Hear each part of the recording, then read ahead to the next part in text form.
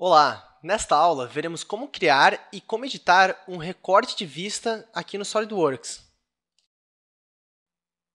O recorte de vistas do SolidWorks ele é utilizado para suprimir detalhes que não são necessários na tua vista. Por exemplo, perceba a diferença entre essa minha vista B e a minha vista C.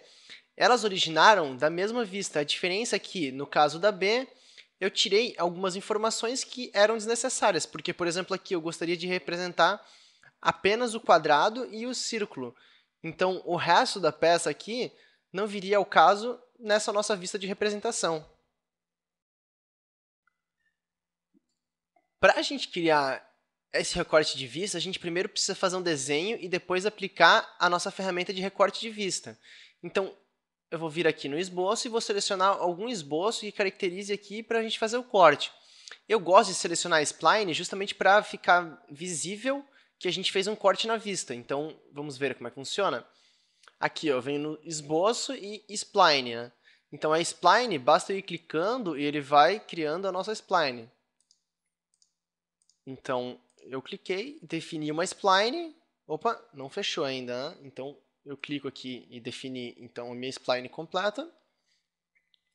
E, então, está definido um esboço da onde que vai originar o nosso corte igual a esse. Agora que a gente tem o esboço definido, a gente pode partir então para o corte. Então, eu vou selecionar o esboço e vou vir aqui em Exibir Layout e Recortar Vista. Então, perceba que quando eu clicar já em Recortar Vista, ele já recorta a nossa vista de acordo com o spline que a gente já tinha feito na etapa anterior. Se o nosso recorte não ficou conforme a gente gostaria, a gente pode ou editar ou cancelar ele. Como é que a gente faz isso? A gente vem sobre a vista que a gente recortou, clica nela e então clica com o botão direito.